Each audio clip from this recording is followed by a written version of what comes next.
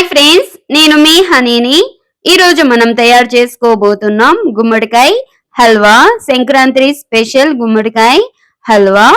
సంక్రాంతికి కంపల్సరీ చేసేటటువంటి స్వీట్ అందులో ఒకటి గుమ్మడికాయ హల్వా. ముందుగా మనం గుమ్మడికాయ తీసుకొని ఈ విధంగా పీల్ మొత్తం రిమూవ్ చేసేసేయాలి. గుమ్మడికాయకి పీల్ చాలా అంటే చాలా గట్టిగా ఉంటుంది. రిమూవ్ చేయడానికి కూడా చాలా కష్టం అవుతుంది. చాలా ఎక్కువగా బలం ఉపయోగించాలి మనం గుమ్మడికాయ పీల్ రిమూవ్ చేయాలంటే. చూడండి, ఈ విధంగా మనకి రెండుగా డివైడ్ చేసుకునేసేయాలి. ఇలా బాగా డివైడ్ చేసుకున్న తర్వాత హాఫ్ బాగా క్లీన్ చేసుకునేసేయాలి. నేను సగం గుమ్మడికాయ మాత్రమే తీసుకుంటున్నాను. మరొక సగం గుమ్మడికాయ నేను పక్కన తీసి పెట్టేస్తున్నాను. మధ్యలో ఉన్నటువంటి వేస్ట్ మొత్తం తీసేసేయాలి. ఇది నేను పక్కన పెట్టేస్తున్నాను. ఇప్పుడు ఇలా బాగా మధ్యలో కట్ చేసుకొని లోపల ఉన్నటువంటి వేస్ట్ మొత్తం తీసి పక్కన పడేసేయాలి. ఇది దేనికి పనికిరాదు. ఇప్పుడు దాని మీద ఉన్నటువంటి తొక్క చాలా అంటే చాలా గట్టిగా ఉంటది. ఈ తొక్క జాగ్రత్తగా రిమూవ్ చేయాలి, లేకపోతే మన చేతి మీదకి వచ్చేస్తుంది, కోసిపోతుంది చెయ్యి.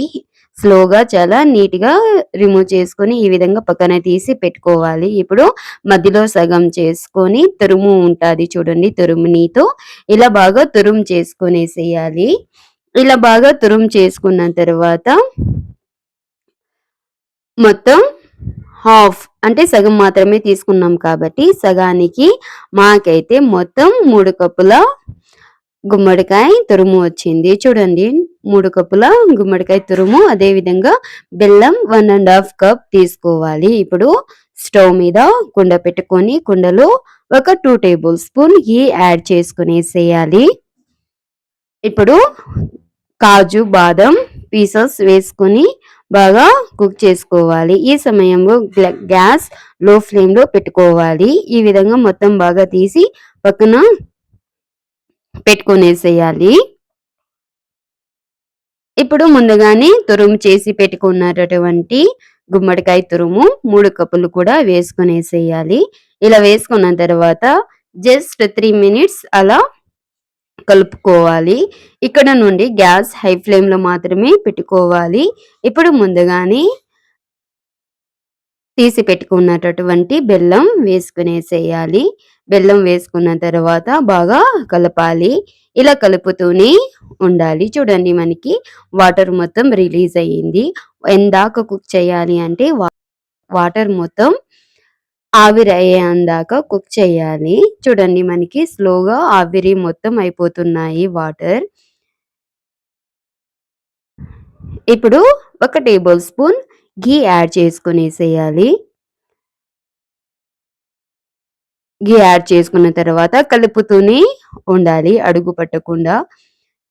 చూడండి, వాటర్ మొత్తం ఆవిరి అయిపోయాయి. ఇప్పుడు ముందుగానే వేయించి పెట్టుకున్నటువంటి కాజు బాదం పీసెస్ వేసుకునేసేయాలి.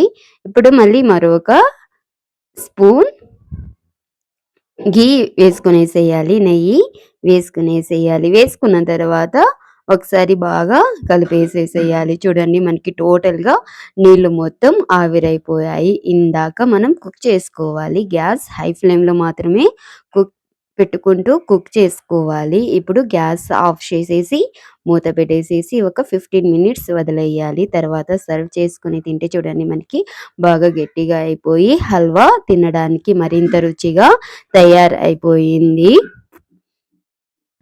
అంతే easy.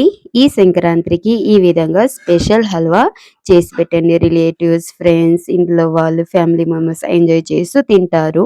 Please do subscribe, like, share, comment. Please support to me. ఇలాంటి మరిన్ని వీడియోస్ కోసం please subscribe the channel. Bye, ఉంటాను.